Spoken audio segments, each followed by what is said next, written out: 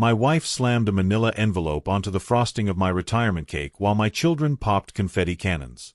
I stood there, a 67-year-old man holding a glass of cheap champagne, watching the woman I had supported for 40 years, announce to a room full of strangers that her gift to me was her freedom.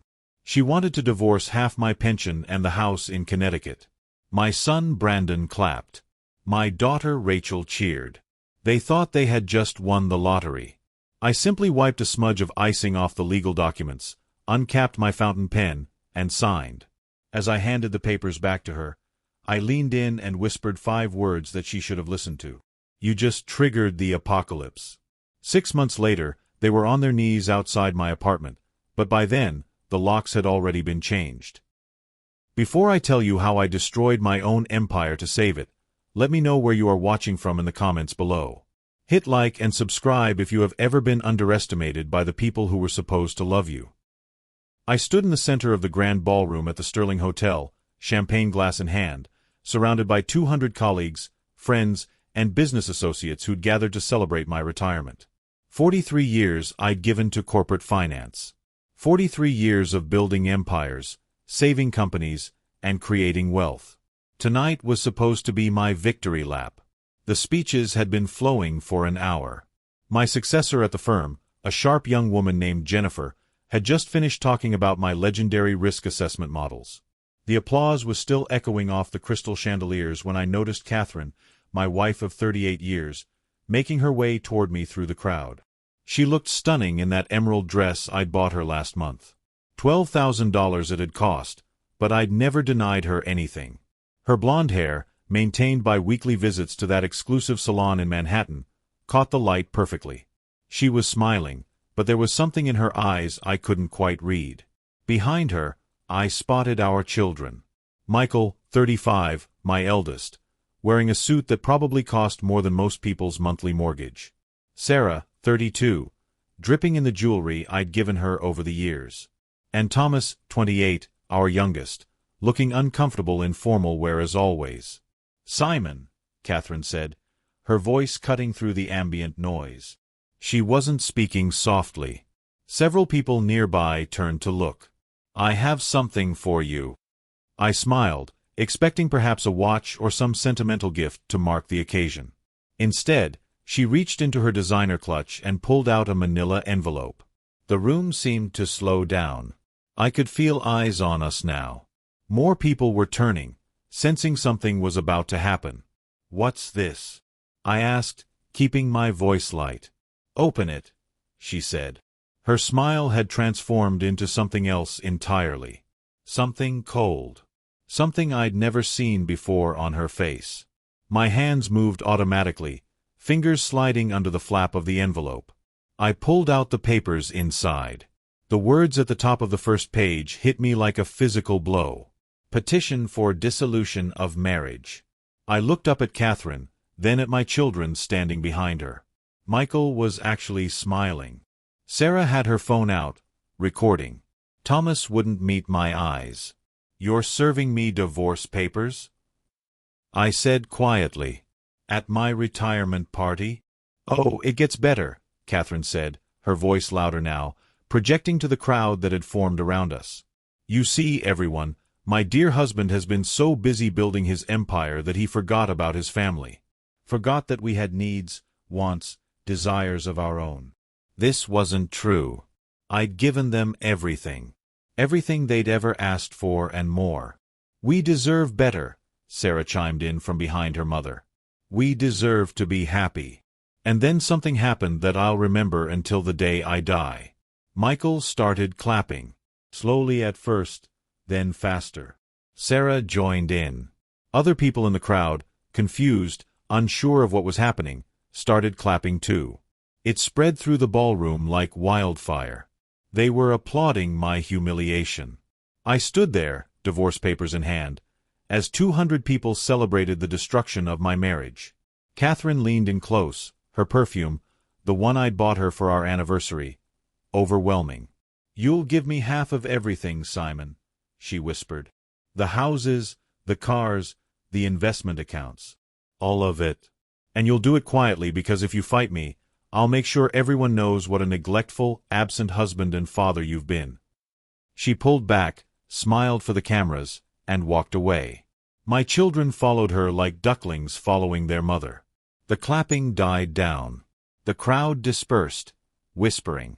I could feel their eyes on me, their pity, their schadenfreude. Some people came up to offer condolences, but their words washed over me like water. I walked out of that ballroom in a daze. Made it to my car, a modest BMW sedan I'd driven for 7 years while my family upgraded their vehicles every 18 months. Sat in the driver's seat. Stared at the steering wheel. And then I started laughing. Not because anything was funny, but because Catherine had made one catastrophic mistake. One enormous, unforgivable error in judgment. She'd forgotten who I was. I wasn't just some corporate drone who'd gotten lucky.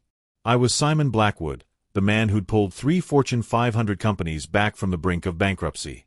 The man who'd restructured corporate empires.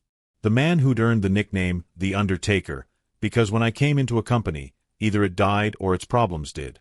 I'd spent 43 years learning how to protect assets, how to structure deals, how to create financial instruments so complex that teams of lawyers couldn't untangle them. And 20 years ago, after watching several colleagues lose everything in messy divorces, I'd done something. Something Catherine knew nothing about. Something my children had never suspected. I'd created Protocol Omega. I pulled out my phone, opened a secure app that looked like a simple calculator, and entered a 16-digit code I'd memorized 2 decades ago. The screen flashed. A single button appeared with text that read, "Initiate Protocol Omega." Below it, in smaller text, "Warning. This action is irreversible." I pressed the button. Somewhere in a secure server farm in Delaware, a series of automated processes began executing. Trusts activated. Corporate structures shifted. Legal mechanisms I'd put in place years ago started moving like gears in a well-oiled machine. I started the car and drove home. Not to the mansion in Greenwich where Catherine and the children lived. No, I drove to my small apartment in Manhattan, the one I'd maintained for late work nights, but which had actually been my sanctuary for the past 5 years. The place was modest by the standards my family had become accustomed to. 1,500 square feet, furnished simply, but comfortable. I poured myself a scotch, a bottle I'd had for 20 years, the kind of quality my family had never appreciated, and sat by the window overlooking the city. My phone buzzed. A text from my attorney, Richard Morrison. We'd been friends since law school. I saw. "I'm sorry. Call me when you're ready to talk strategy." I texted back, "Protocol Omega is active. You'll start seeing the effects within 24 hours. Stand by." His response came immediately, "Jesus Christ, Simon. You actually did it. Are you sure?" I looked at the divorce papers on the table beside me. Thought about the applause. The cameras.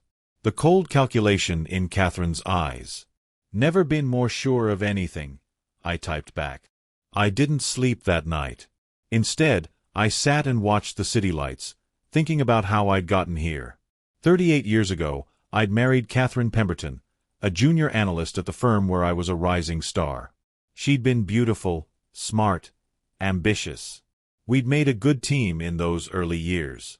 She'd supported me through the brutal hours, the stress, the constant travel. The children had come. Michael, then Sarah, then Thomas. I'd worked harder to provide for them. Better schools. Better neighborhood. Better everything. Somewhere along the way, better became expected. The sacrifices I made became invisible. The money I earned became a right rather than a privilege. I'd noticed it about 5 years ago. The way Catherine would dismiss my concerns about their spending. The way Michael talked about his future inheritance, like it was a salary he was owed. The way Sarah posted photos on social media of luxury vacations I'd paid for without ever tagging me or mentioning where the money came from. The way Thomas, the only one who seemed to have any sense, was constantly pressured by his siblings to ask me for more. That's when I'd started documenting everything. Every expense. Every dismissive comment. Every time I was treated not as a husband and father but as an ATM machine. And that's when I'd begun strengthening Protocol Omega, adding layers, ensuring that if the day ever came when my family decided they didn't need me anymore, they'd learn a very expensive lesson. That day had arrived. My phone buzzed again at 3 a.m. Catherine. I almost didn't answer, but curiosity won out. Simon. Her voice was tight, controlled. We need to talk. I believe you said everything you needed to say at the party, I replied calmly. Don't be childish. We're both adults. This doesn't have to be difficult. I've already spoken with my attorney. If you cooperate, we can have this wrapped up in a few months. Is that so? Yes. I'm being very reasonable. I'm only asking for half. You'll still have plenty to live on. And you'll retain full access to the children, of course. I almost laughed. Full access to the children. As if they were assets to be divided. I'll have my attorney contact yours, I said. Good. I'm glad you're being sensible about this. Oh, and Simon. You'll need to continue making the payments on the Greenwich house, the cars, and the usual household expenses until the divorce is finalized. My attorney says you're legally obligated. We'll see what my attorney says. I hung up and went back to watching the city. The sun rose over Manhattan, painting the sky in shades of orange and pink. Beautiful. I'd missed too many sunrises, always rushing to the office, always chasing the next deal. My phone started buzzing at 8 a.m. sharp. Catherine. Then Michael. Then Sarah. Then Catherine again. I ignored them all. At 9 a.m., Richard called. Simon, what the hell did you do? He sounded somewhere between impressed and terrified.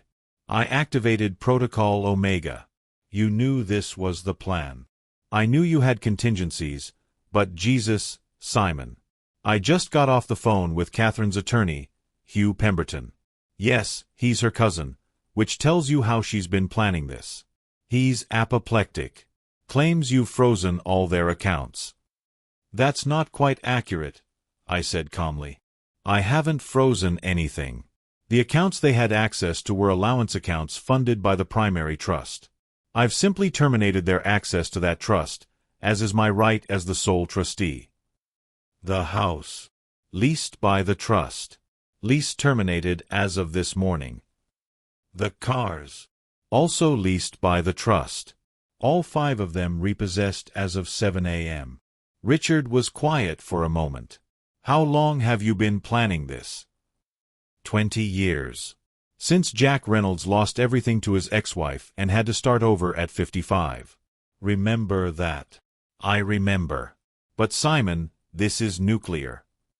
She served me divorce papers in front of 200 people, Richard. While my children clapped. Nuclear is appropriate. Fair point. So what's your strategy here? Simple. They wanted to divorce the man. Now they can live without his money. Catherine has her own salary from that boutique PR firm she works at part-time, right? $75,000 a year? She can support herself. Michael makes good money at his tech startup. Sarah married that investment banker.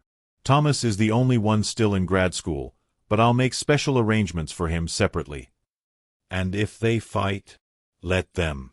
Every document is airtight. I had 3 different law firms review the trust structure over the years. Not one of them knew what the others had reviewed. The puzzle is complete, Richard, and it's unbreakable. Catherine's going to lose her mind. She's going to lose more than that. I hung up and finally checked my messages.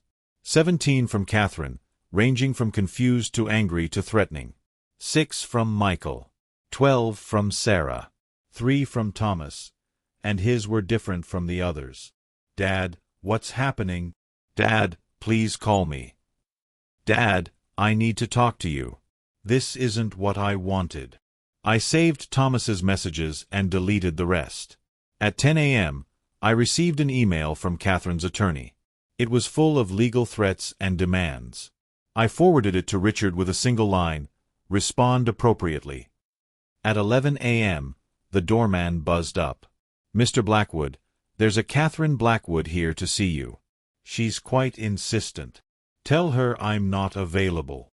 She's saying she won't leave until you come down. I sighed. Call building security. If she doesn't leave voluntarily, have her escorted out. And Donald? If she comes back, call the police for trespassing.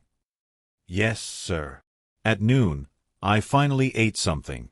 Made myself an omelette, the way I liked it, with mushrooms and Swiss cheese. Catherine always insisted on egg white only, no cheese, no flavor. Said we needed to watch our cholesterol. Never mind that my cholesterol was perfect and always had been. At 1 p.m., Michael called. I answered this time. Dad, what the fuck? No greeting, no preamble. Hello, Michael. Don't hello, Michael me. What did you do? Mom's crying, Sarah's hysterical, and I just got a call from some repo company saying they're taking my Tesla. Your Tesla? I believe the Tesla was leased through the family trust, which I managed. That lease has been terminated. You can't do that. I can and I have. The trust documents are very clear. As sole trustee, I have complete discretion over all assets. This is insane.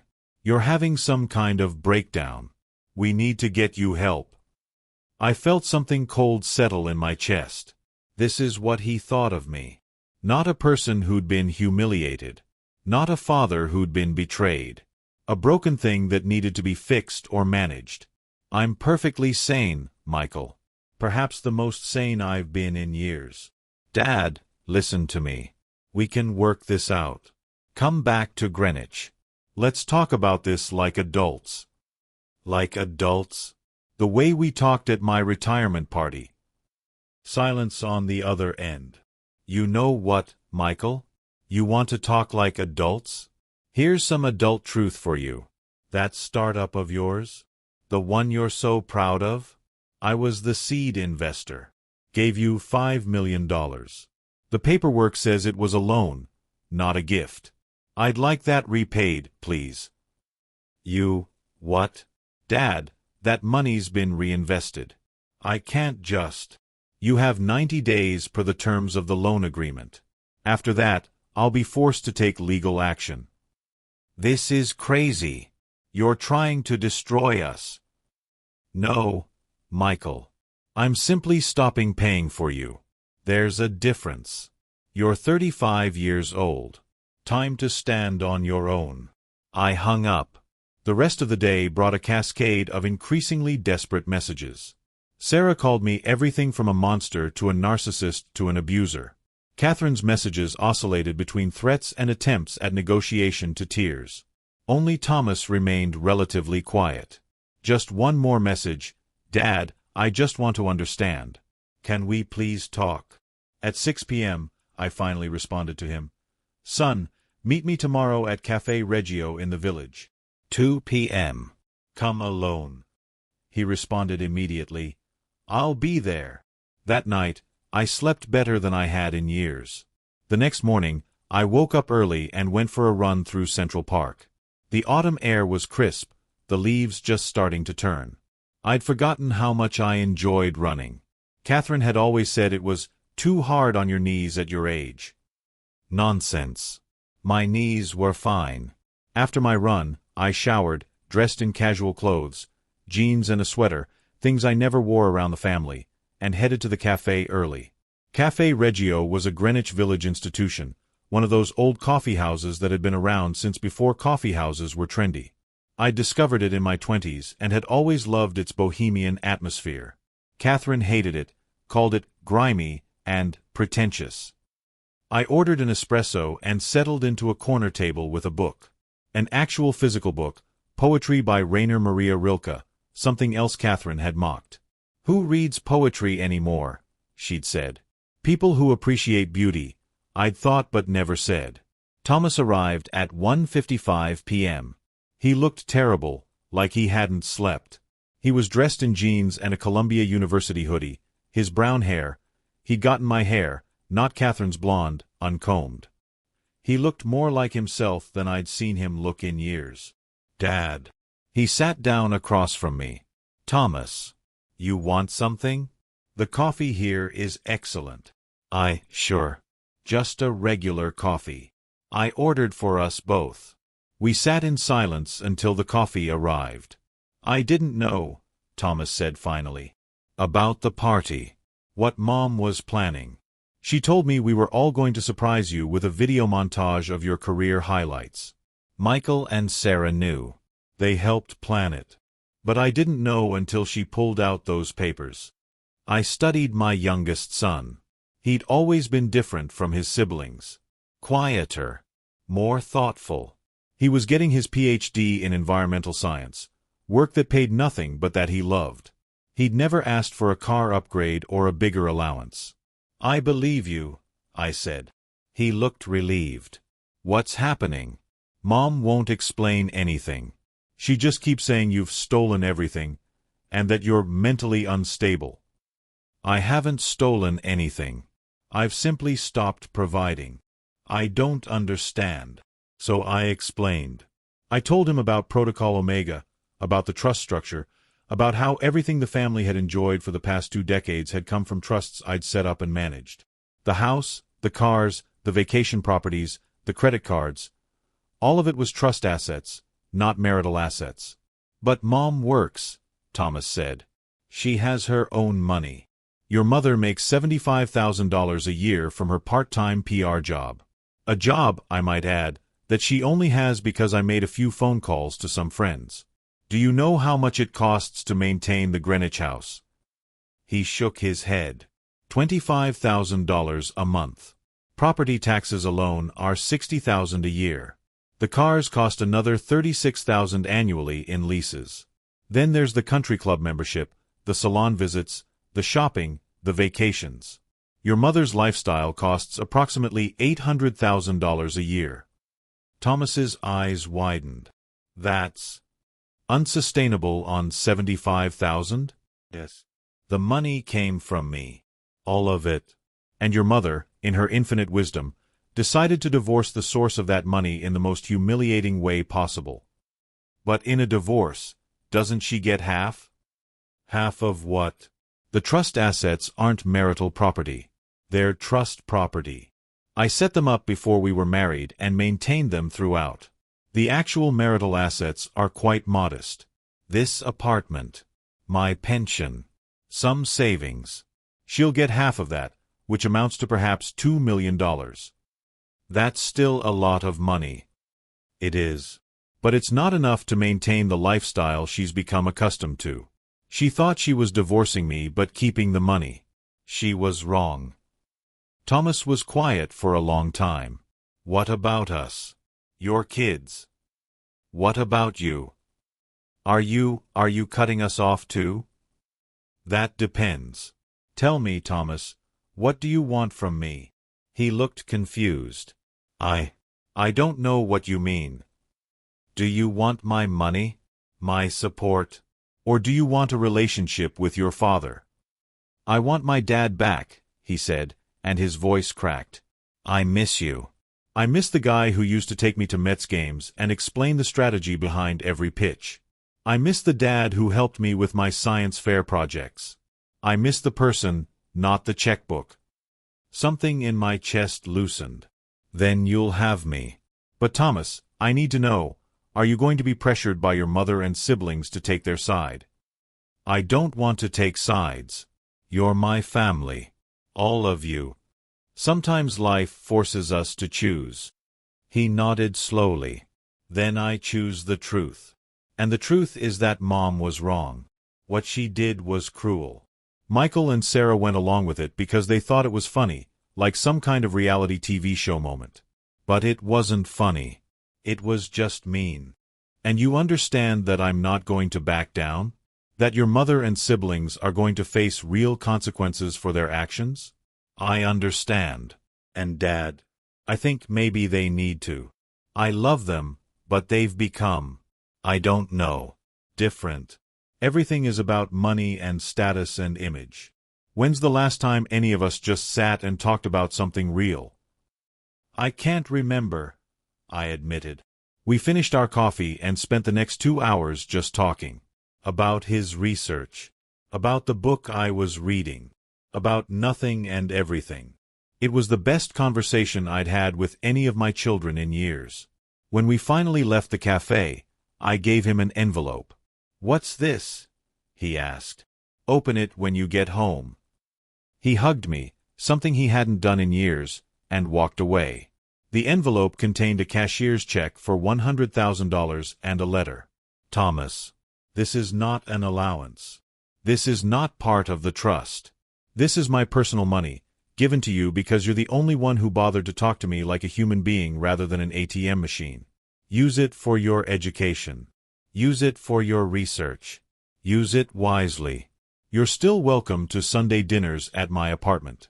Every week. Just you and me. Love, Dad."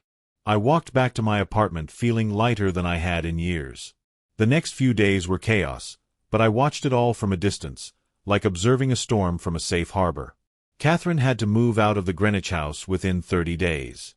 The lease was terminated, and the new tenants, a lovely family who'd been on a waiting list for that property, were moving in.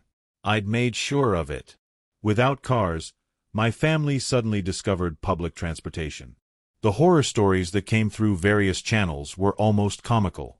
Sarah, who'd never taken the subway in her life, had apparently gotten on the wrong train and ended up in Queens. Michael's complaints about the Metro-North commute to his office were legendary. The country club membership was canceled. The credit cards were shut down.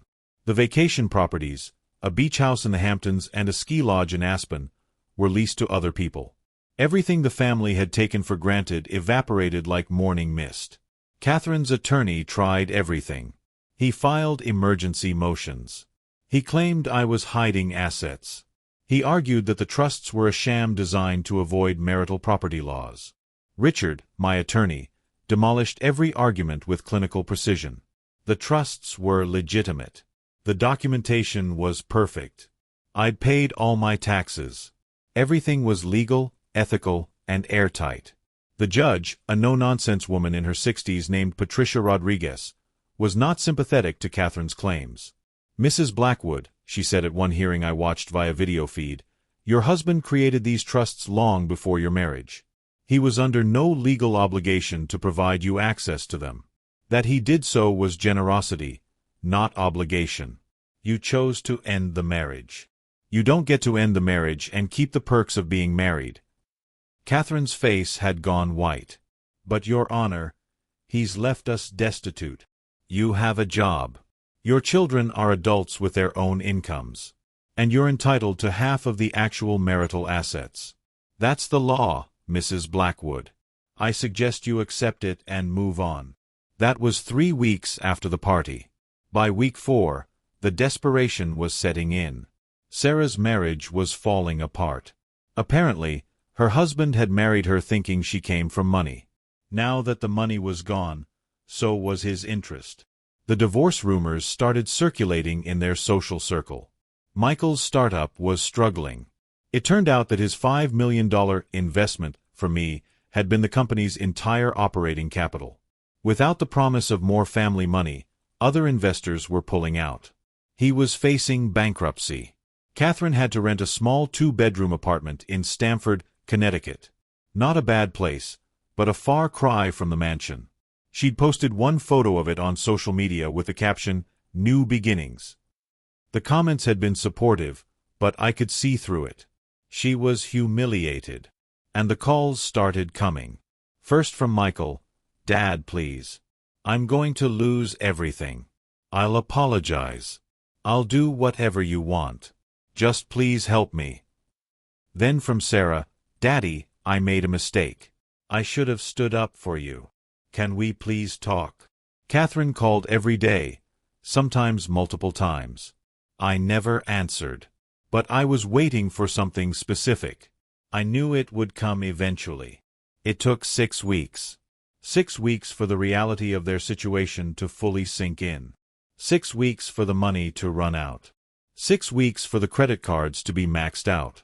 6 weeks for the repo men and the eviction notices and the collection calls to become overwhelming. And then, on a Tuesday evening in November, My doorbell rang. I checked the video feed. All three of them, Catherine, Michael, and Sarah, stood outside my building. They looked different than they had 6 weeks ago. Catherine's hair wasn't perfectly styled. She was wearing off-the-rack clothes from what looked like Target. Michael looked like he'd lost weight. Sarah was wearing minimal makeup. They looked normal, human, real. I buzzed them up. When I opened the door, Catherine fell to her knees. "Simon, please," she said, tears streaming down her face. "Please forgive us. We made a terrible mistake. We're sorry. We're so sorry." Michael and Sarah stood behind her, looking uncomfortable but desperate. "Get up, Catherine," I said quietly. "Come inside." They filed in. I noticed them looking around, taking in the modest apartment. The simple furniture. The books on the shelves. The lack of ostentation. "Sit," I said, gesturing to the couch. They sat like children in the principal's office, awaiting punishment. I remained standing, looking at them. My family. The people I'd loved and provided for and sacrificed for. "Tell me," I said, "what exactly are you sorry for?" Catherine opened her mouth, but I held up a hand. "I don't want platitudes. I don't want, 'we made a mistake.' I want specifics. What exactly did you do wrong?" The silence stretched out. Finally, Michael spoke. I treated you like a bank, not like a person, not like my father." "Continue." "I took everything you gave me for granted. The money, the opportunities, the safety net. I never once said thank you. I never once asked how you were doing. I just expected it all." I nodded. "Sarah." She was crying now. "I was horrible to you. I made fun of you on social media. I called you boring and out of touch. I was embarrassed by you. And the worst part is, I did it while wearing jewelry you bought me, posting from a phone you paid for, living in a house you provided." "And you, Catherine?" My wife of 38 years looked at me with red-rimmed eyes. "I forgot who you were. I forgot the man I married. The man who worked himself to exhaustion to give us a good life. I started seeing you as just a means to an end. And I convinced myself that I deserved everything without earning it. That you owed it to me. And the divorce papers? At my retirement party." She flinched. "I wanted to hurt you. You'd been distant for so long, spending time at your apartment, and I convinced myself you were having an affair or didn't love us anymore. I wanted you to feel as rejected as I felt. So I made it public. Made it humiliating. I wanted to destroy you." "You succeeded," I said softly. "You destroyed something. Just not what you thought." "Simon, please." "You destroyed my illusions," I continued. "My belief that my family loved me for who I was rather than what I provided. My faith that the sacrifices I made mattered to anyone but me. You didn't destroy me, Catherine. You freed me. What do we have to do?" Michael asked. "To make this right? To fix this?" I sat down in the armchair across from them. "That's the question, isn't it? What would make this right? Should I just turn the money back on? Return everything to the way it was? Let you all go back to taking me for granted?" "No," Sarah said quickly. "We don't want that. We want to earn our way back. We want to prove we've changed." "Prove it how?" They looked at each other, lost. "I'm going to tell you something," I said. Protocol Omega wasn't just about protecting assets. It was about teaching a lesson. About showing you what life looks like without the safety net you've spent decades abusing. "We understand that now," Catherine said. "We do. We've learned our lesson. Simon, please. I'm living in a 2-bedroom apartment with a roommate. A roommate. At 57 years old." "And how is that?" I asked. She looked confused. "How is what?" "How is living within your means? How is existing on what you actually earn rather than what I provide?" It's hard. It's humiliating. Hard. Welcome to how 90% of Americans live. Humiliating. Only if you think you're better than them. Only if you believe you're entitled to more. I stood up and walked to the window. Here's what's going to happen. First, Catherine, our divorce will proceed. That's non-negotiable. You don't get to serve me papers in public and then take it back when the consequences get uncomfortable. The marriage is over. But, however, I continued, I'm not a monster. You'll get your settlement. Half of the actual marital assets, as the law requires. That's approximately $2 million. Invest it wisely, live modestly, and it will support you for the rest of your life. She nodded, tears falling. Michael, your loan is due. You have 60 days left to repay the $5 million. But I'm going to make you an offer. I'll forgive the loan on one condition. Anything, he said eagerly. You give me equity in your company. 51%. His face fell. That would make you the majority owner. Yes. And I'll invest another $3 million to keep the company afloat. But I'll be in charge. You'll be my employee. And you'll learn what it's actually like to build something from the ground up, with real accountability. He swallowed hard. Okay. Yes. I accept. Sarah, I turned to my daughter. Your husband is divorcing you, correct? She nodded miserably. You'll need a lawyer. A good one. I'll pay for it. And afterwards, you'll need a job. A real job, not some vanity position at a friend's company. What kind of job? That's up to you. But you'll support yourself. No trust fund. No allowance. You want my help? You earn it. You want a relationship with your father? You build it. But the free ride is over. I looked at all three of them. Here's what you don't understand. I don't need to punish you anymore. Life has already done that. What you need now is an opportunity to become better people. People I can actually be proud of. What if we fail? Michael asked quietly. Then you fail. And you learn from it. And you try again. That's what real life looks like. Catherine stood up. Can I hug you? One last time. I hesitated, then nodded.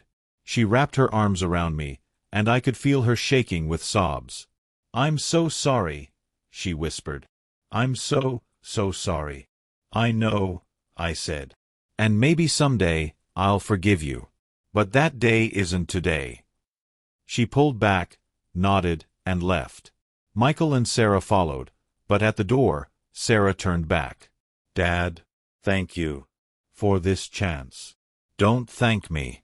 Prove you deserve it. When they were gone, I poured myself a scotch and called Thomas. How'd it go? He asked. You knew they were coming? Mom called me. Asked me to talk to you first, soften you up. I told her she had to face you herself. Good man. Are you okay? I'm better than okay, son. I'm free. Over the next 3 months, I watched my family with interest. Catherine got a full-time job at a larger PR firm. It meant longer hours and real responsibility, but she was good at it. Her salary increased to $120,000. Combined with the interest from her settlement, properly invested, she was comfortable. She started therapy. Posted less on social media. Seemed to be actually working on herself. Michael sold me the equity stake in his company. With my involvement and guidance, and my contacts in the tech world, the company stabilized. He worked 80-hour weeks and complained constantly, but he was learning. Learning what it meant to actually earn something. Sarah got a job at a non-profit working on literacy programs. It paid $45,000 a year, which was a shock to her system, but she was good at it. She moved into a small apartment in Brooklyn and learned to cook. Actually cook, not just order from Seamless. Her divorce finalized quickly once her husband realized there was no family money coming. She seemed relieved. And Thomas? Thomas and I had dinner every Sunday. We talked about everything. His research, my retirement projects, philosophy, baseball, life. He was the only one who never asked for anything. The only one who wanted a father, not a financier.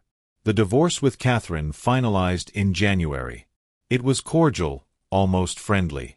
At the final hearing, she approached me in the hallway. "I know this doesn't change anything," she said, "but I am proud of you. For standing up for yourself. For not letting us walk all over you anymore. You deserved better." "We both deserved better," I replied. "We both made mistakes. Will you ever forgive me? Really forgive me?" "I don't know. But I don't hate you anymore. That's something." She smiled sadly and walked away. That spring, I started dating someone new. Her name was Patricia, and I'd met her at a charity fundraiser for environmental causes that Thomas had invited me to. She was 62, a retired biochemistry professor who'd spent her career teaching at CUNY. She lived in a rent-controlled apartment in the Upper West Side, drove a 12-year-old Honda Civic, and had never owned a designer handbag in her life. She was brilliant. She made me laugh. And when I told her about my retirement party, about the divorce, about everything, she'd looked at me and said, "Good for you. Sounds like you finally grew a spine." I'd fallen a little bit in love with her right then. We took things slow. Coffee dates, walks through the park, museums. The kinds of simple, inexpensive dates I'd never had time for when I was building my empire. Catherine found out through Sarah, who'd apparently seen us together at a bookstore in the village. The text message I received was surprisingly mature. "I heard you're seeing someone. I hope she makes you happy. You deserve to be happy." I didn't respond, but I appreciated the sentiment. By summer, Michael's company had turned profitable. Small profits, but real ones. He'd learned to manage costs, to make hard decisions, to actually lead rather than just spending money to solve problems. At a board meeting in June, he presented his quarterly results with obvious pride. "We're in the black," he announced. "For the first time since the restructuring. Revenue is up 23% quarter over quarter." I nodded approvingly. "Good work. Tell me what you learned." He thought about it. That money isn't the solution to every problem. That sometimes constraints force creativity. That the people who work for you aren't just resources to be managed. They're human beings with ideas and insights. He paused. "And that I didn't know a damn thing about running a company before you took over. You're learning. That's what matters." After the meeting, as we walked out together, he said, "Dad, can I take you to dinner? My treat. And I mean actually my treat, from my salary, not from some trust fund." "I'd like that." We went to a small Italian place in the East Village. Nothing fancy. Red checkered tablecloths and candles in wine bottles. The kind of place Catherine would have sneered at. "Over pasta and cheap red wine," Michael said, "I've been thinking a lot about what happened. About who I was. Who I became. And I was a spoiled asshole who thought the world owed him something because of who his father was. I took credit for your success without doing any of the actual work. And when you needed support, I literally applauded your humiliation." "Yes," I said simply. "I don't know if I can ever make that right." "You can't. You can't go back and undo it. But you can be better going forward. That's all any of us can do." He nodded. "I'm trying. It's harder than I thought it would be. Some days I want to quit. Go find some easy corporate job where I just collect a paycheck. But you don't." "No. Because I finally understand what you were trying to teach us. That real satisfaction comes from building something. From earning something. From being someone worth respecting." We finished dinner, and as we left, Michael picked up the check. It was probably a larger percentage of his salary than he'd intended to spend, but he didn't complain. "Same time next month?" he asked. "I'd like that." It became a tradition. Monthly dinners with Michael. He never asked for money. Never asked for favors. Just wanted time with his father. Sarah's transformation was different but equally profound. She'd thrown herself into her non-profit work with unexpected passion. Turned out she had a real gift for fundraising and program development. By August, she'd been promoted to Director of Development. She called me one evening, excited. "Dad, I need to tell you something." "What's that?" "I got nominated for a non-profit leadership award. The ceremony is next month. Would you come?" "Of course." "And Dad?" "I'm not asking because I need you to donate or make connections or anything like that. I just want my father there. Is that okay?" "Sarah, that's all I've ever wanted. To be wanted for who I am, not what I provide." The award ceremony was held at a modest hotel in Midtown. No chandeliers, no champagne towers, no $500 a plate dinners. Just people who genuinely cared about making a difference. Sarah's speech when she accepted her award brought me to tears. "I grew up privileged," she said. "More privileged than I ever understood. I had every advantage money could buy. But I was emotionally bankrupt. I valued things over people. Status over substance. And it took losing everything to realize what actually matters." She looked directly at me in the audience. "My father tried to teach me these lessons my whole life. But I wasn't listening. I was too busy spending his money and taking his sacrifices for granted. Dad, if you're listening, and I know you are because you're the only person in this room ugly crying right now." Laughter from the audience. I was indeed crying. "Thank you. Thank you for loving me enough to let me fail. Thank you for teaching me what I was too stubborn to learn any other way. And thank you for being here tonight. I love you." After the ceremony, she introduced me to her colleagues. Not as my father, the wealthy CFO, but as my dad, who taught me everything important I know. On the way out, she took my arm. "Dad, can I ask you something?" "Anything." "Are you proud of me?" "Not of what I've accomplished, but of who I'm becoming." I stopped walking and looked at my daughter. Really looked at her. She'd cut her hair shorter, more practical. She wore minimal jewelry. Her dress was off the rack. But she was radiant in a way I'd never seen before. "Sarah, I'm prouder of you now than I've ever been." She hugged me tight. "That means everything to me." Catherine reached out in September. Not asking for money or reconciliation, but with a simple invitation. "Coffee? I'd like to update you on the kids. And maybe just talk." We met at a Starbucks, her choice, notably unpretentious. She looked good, healthy, happy even. "You look well," I said. "I feel well. Really well, for the first time in years. Therapy has been," she searched for the word, "revelatory." "How so?" "I've been working through why I became the person I became. The person who could do what I did to you." "And what did you discover?" She stirred her coffee, gathering her thoughts. "I grew up poor, Simon. Really poor. My father was a mechanic, my mother cleaned houses. I clawed my way into college, into a good career, into your world. And somewhere along the way, I became terrified of going back to that. Of being poor again. I knew about your background. But you didn't know how it warped me. Every luxury I demanded, every upgrade I insisted on, it was me trying to get as far from that two-bedroom apartment in Queens as possible. I couldn't ever have enough because I was trying to build a wall between me and my past." That makes sense. The irony is that when you activated Protocol Omega and I actually had to live modestly again, I realized something. It wasn't that bad. In fact, parts of it were better. I have a roommate, Helen, who's become a real friend. We cook together, watch movies, talk about real things. I never had that in the mansion. I was too busy maintaining an image. I'm glad you're doing better. Simon, I need to say something, and I need you to really hear it.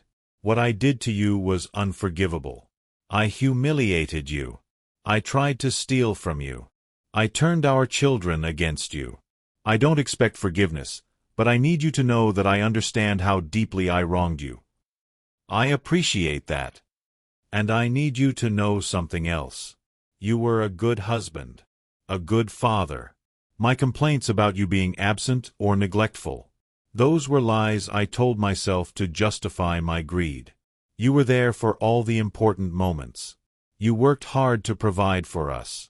The problem wasn't you. It was me. It was always me. I felt something release in my chest. A weight I didn't know I'd been carrying. Thank you for saying that. We talked for another hour. About the kids. About our lives. About everything and nothing. When we finally parted ways, Catherine kissed me on the cheek. I hope Patricia knows how lucky she is, she said. How did you? Sarah told me. She likes her, by the way. Said she's good for you. She is. Good. You deserve someone who appreciates you. As the first anniversary of the retirement party approached, I found myself reflecting on everything that had changed. Michael's company had tripled in value. He'd become a real entrepreneur, respected in his industry for his innovative management style and ethical business practices. He'd recently started mentoring young startup founders, teaching them the lessons he'd learned the hard way. Sarah had been promoted again, now serving as the nonprofit's deputy director. She was making $75,000 a year, the same salary her mother had once dismissed as inadequate, and she'd never been happier. She'd started dating a teacher she met through her literacy programs. He made $40,000 a year and drove a 20-year-old Subaru, and she lit up whenever she talked about him. Catherine had been promoted to senior vice president at her PR firm. She was earning $200,000 a year and had become known for her work with charitable organizations. She'd started a foundation to help underprivileged young women get into professional careers, essentially helping other people avoid the psychological traps she'd fallen into. Thomas had defended his dissertation and was now Dr. Thomas Blackwood, with a prestigious postdoc position at MIT. He was doing groundbreaking work on sustainable agriculture. We still had dinner every Sunday, and he'd started bringing his girlfriend, Elena, a fellow scientist who shared his passion for making the world better. And me. I was truly retired now. I volunteered at a financial literacy nonprofit, teaching people from low-income communities how to manage money, avoid debt traps, and build wealth slowly and sustainably. I read poetry. I traveled with Patricia to places I'd never made time for before. I went to baseball games. I lived. The calls from headhunters trying to lure me back into corporate work had stopped. I'd made it clear I was done with that life. On the actual anniversary of the retirement party, Thomas organized a small gathering at my apartment. Just the kids, Patricia, and surprisingly, Catherine. Is this okay? Thomas asked when I raised an eyebrow at Catherine's presence. She wanted to come. Said she needed to be here. It's fine. We ordered pizza, something the old family would never have done, Catherine especially, and sat around my living room. A toast, Michael said, raising his beer. To Dad. For teaching us the most valuable lesson we've ever learned, even if we fought it every step of the way. Hear, hear, Sarah added. To the man who loved us enough to let us fall. To Dad, Thomas said, who never gave up on us, even when we gave him every reason to. Catherine stood. May I? Everyone nodded. Simon, exactly 1 year ago, I made the worst decision of my life. I betrayed you in the cruelest way possible. And you did something I didn't expect. You didn't destroy us out of revenge. You didn't crush us just because you could. You taught us. You gave us the opportunity to become better people. She was crying now. I'll never forgive myself for what I did. But I'm grateful, so grateful for what came after. You saved our children from becoming monsters. You saved me from the person I'd become. So thank you. Thank you for being stronger than I was. Thank you for being better than we deserved. The room was silent except for the sound of crying. Sarah was sobbing openly. Michael wiped at his eyes. Even Thomas, usually so composed, looked emotional. I'm not a saint, I said quietly. I'm just a man who got tired of being taken for granted, who decided that enough was enough. But I want you all to know something. I looked at each of them in turn. I'm proud of you. All of you. Not because of your jobs or your accomplishments, but because you did the hard work of becoming better people. That takes courage. Real courage. Even me. Catherine asked softly. Even you. You could have stayed bitter. Stayed entitled. Played the victim. But you didn't. You looked at yourself honestly and changed. That's remarkable. Patricia squeezed my hand. She'd heard all the stories, knew all the history, and had never judged me for any of it. Can I say something? She asked. Everyone nodded. I didn't know any of you a year ago. I only know the people you are now. And from my perspective, you're all pretty wonderful. Whatever happened in the past, it created this. This family that actually talks to each other. That shows up for each other. That's real. Most families never get here. She's right, Thomas said. We're closer now than we've ever been. Not because we all live in the same mansion or summer in the same place, but because we actually know each other. Like each other.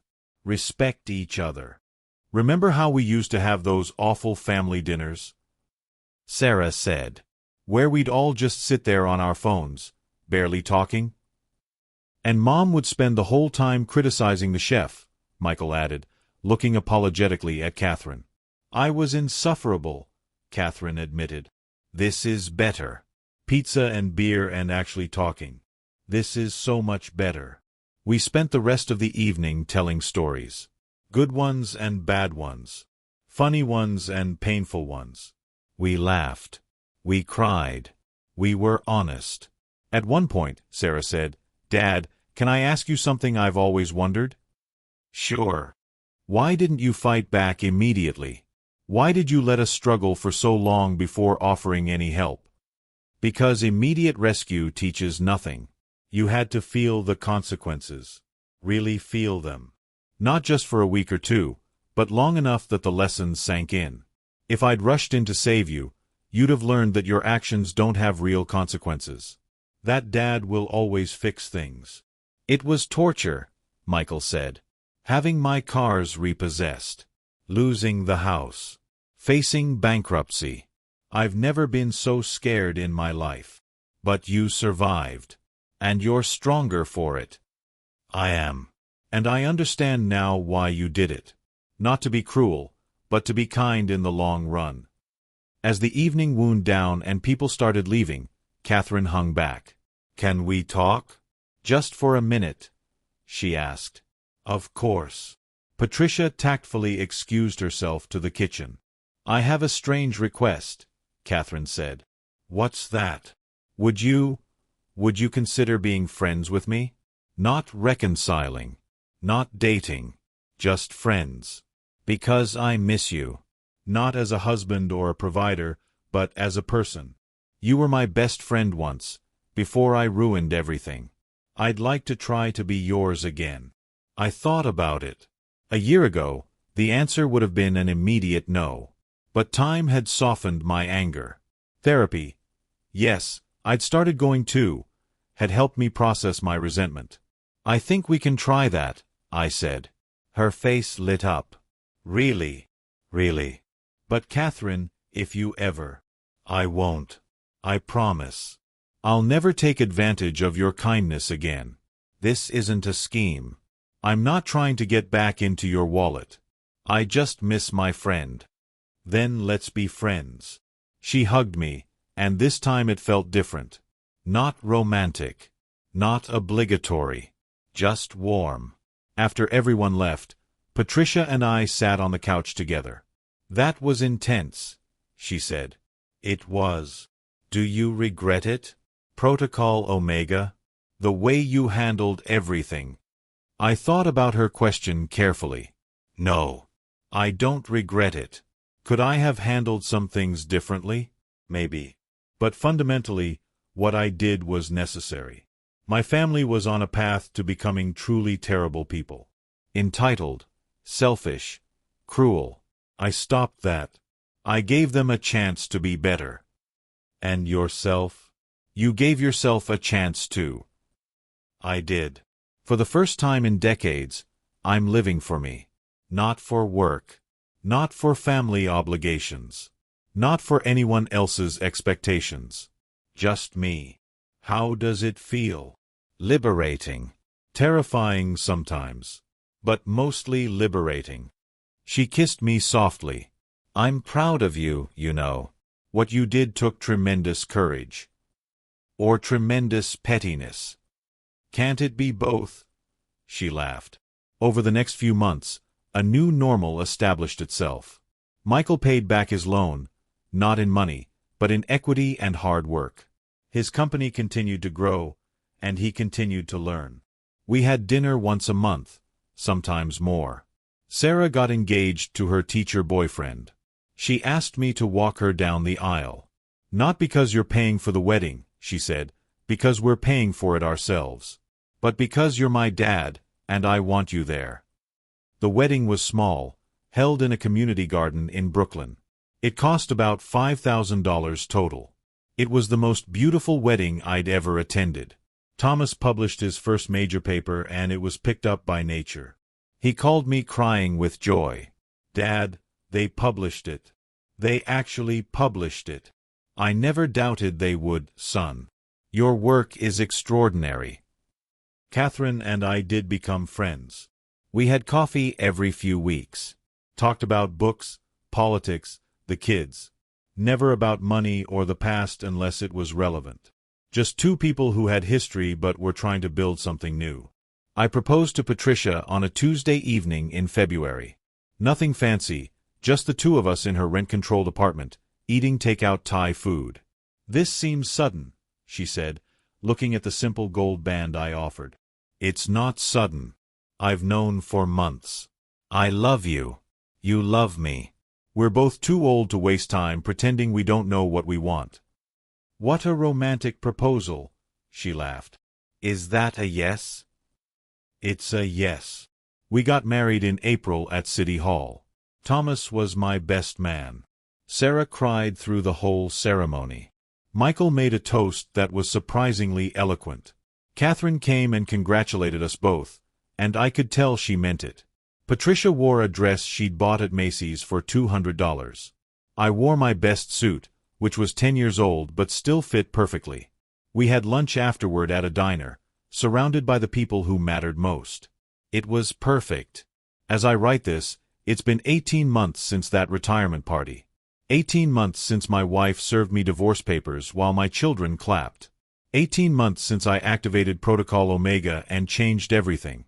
People ask me sometimes if I'd do it differently if I could go back. The answer is complicated. Would I skip the humiliation of the retirement party? Obviously, yes. Would I wish for a family that had loved me genuinely from the start? Of course. But would I undo Protocol Omega? Would I go back to being taken for granted, treated as an ATM machine, valued only for my wallet? Never. What happened broke my family apart. But it also rebuilt them into something better. Something real. Michael is now a respected entrepreneur who mentors others and treats his employees like human beings. He's dating someone, a woman who makes less money than he does and doesn't care about his bank account.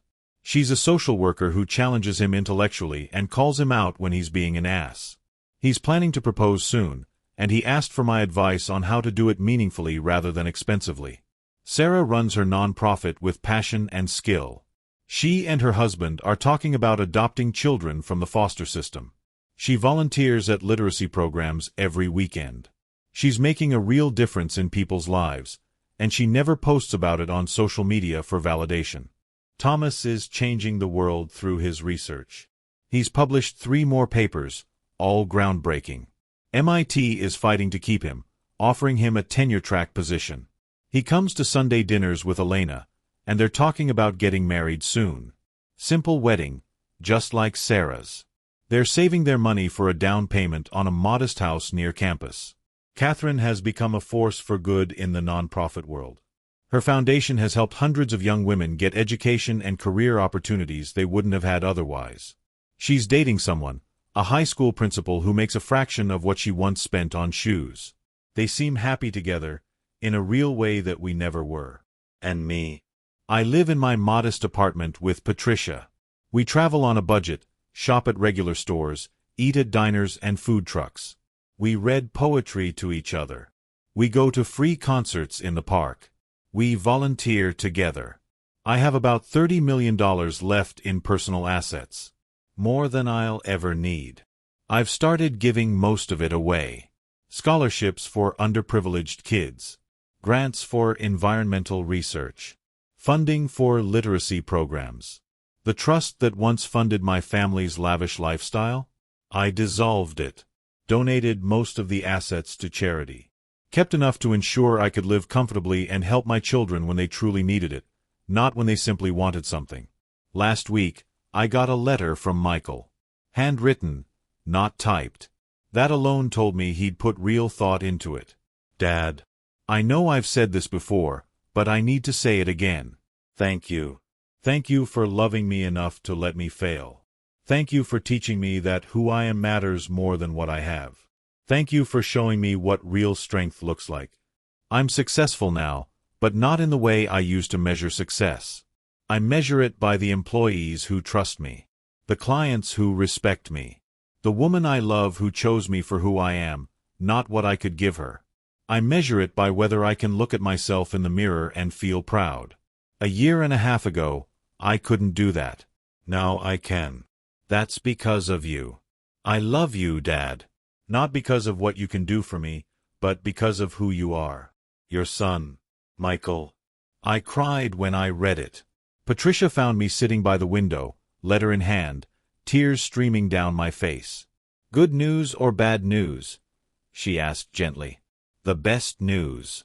My son loves me. Really loves me. Not my money. Me. Then why are you crying? Because it took losing everything for us to find this. And I'm mourning all the years we wasted. She sat beside me and held my hand. Don't mourn what was. Celebrate what is. You have your family back. The real versions of them.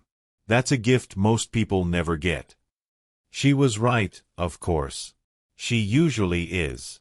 This morning, I woke up to a group text from all three of my children. Sunday dinner at Dad's place. 6 p.m.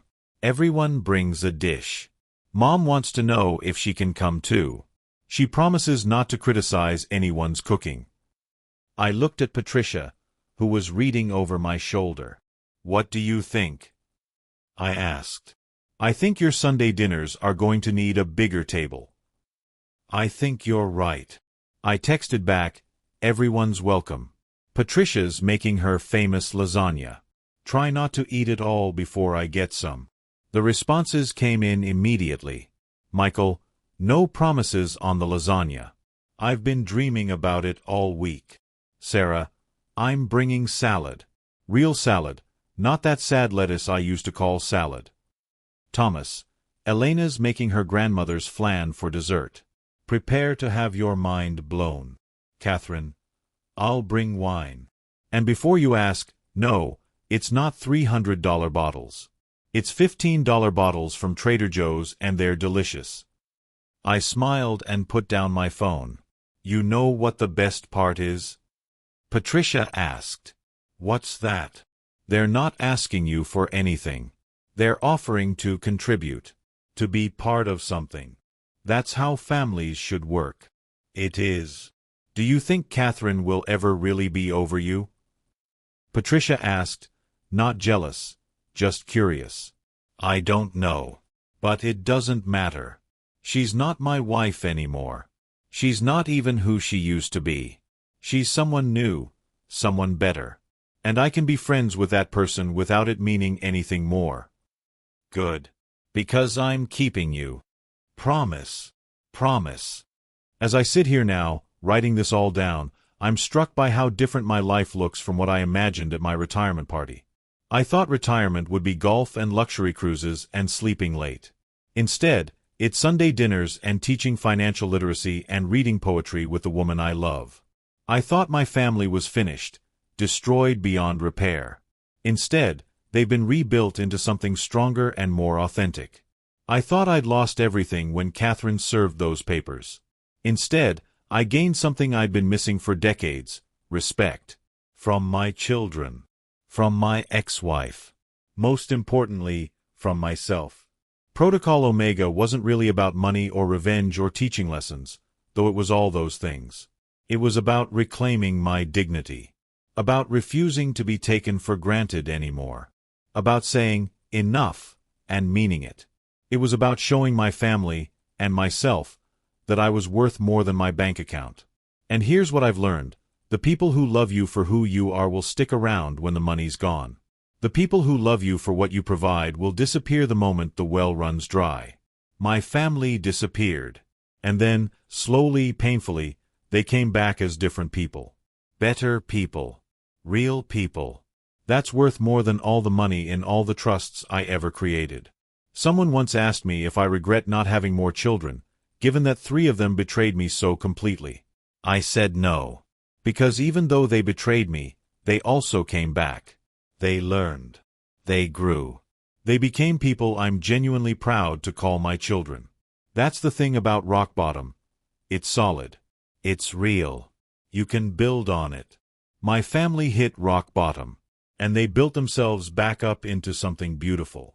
Next week, Sarah's nonprofit is holding a gala. Nothing fancy, just a fundraiser in a hotel conference room. She asked me to say a few words about financial literacy and giving back. Not as my rich dad, she said, but as someone who learned that money isn't the most important thing.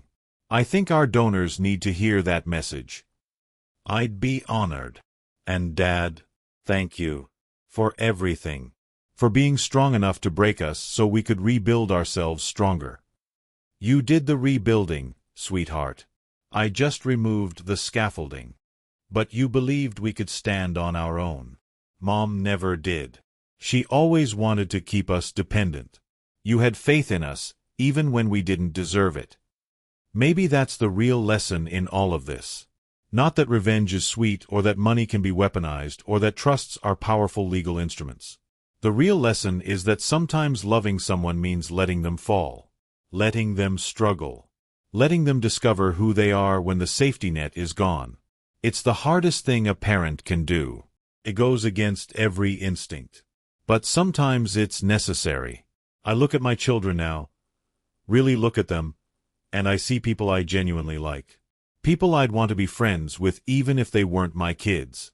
People who contribute to the world, who treat others with respect, who understand the value of what they have because they've lived without it. That's my legacy. Not the companies I saved or the fortunes I built, but the people my children became after I stopped enabling them. Tonight, we'll all gather around my table. We'll eat food that people made with their own hands, not ordered from expensive caterers. We'll drink affordable wine and tell stories and laugh. Catherine will be there, and it won't be weird. She's not my wife, but she's my friend, and she's the mother of my children.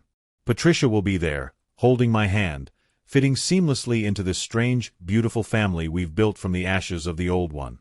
And I'll look around at all of them. This collection of people who hurt me so deeply and then worked so hard to become better, and I'll feel something I haven't felt in years. Complete. The retirement party was 18 months ago, but in many ways, my real life started that night. The night my family betrayed me. The night I fought back. The night I drew a line in the sand and said, no more. Everything before that was just preparation. Everything after has been real. And you know what? I'd go through it all again. The humiliation. The divorce. The loneliness. All of it. Because it led me here. To this moment. To this life. To this family. To real love, earned and genuine, not bought or obligated. Was it worth it? Absolutely. Would I recommend it? God, I hope no one else ever has to walk this path. But if you do find yourself being taken for granted, being used, being valued only for what you provide and not who you are, then I have one piece of advice. Know your worth. Protect it fiercely. And never, ever let anyone convince you that you deserve less than respect. Not your spouse. Not your children. Not anyone. You're worth more than that. I learned that lesson at 65 years old. Better late than never. My name is Simon Blackwood. I was served divorce papers at my retirement party while my children clapped. And it was the best thing that ever happened to me. Let me know in the comments where you have watched it from and what you would have done if you were in my place. If you loved my story, please like this video and subscribe to the channel. It inspires us to share more such stories with you.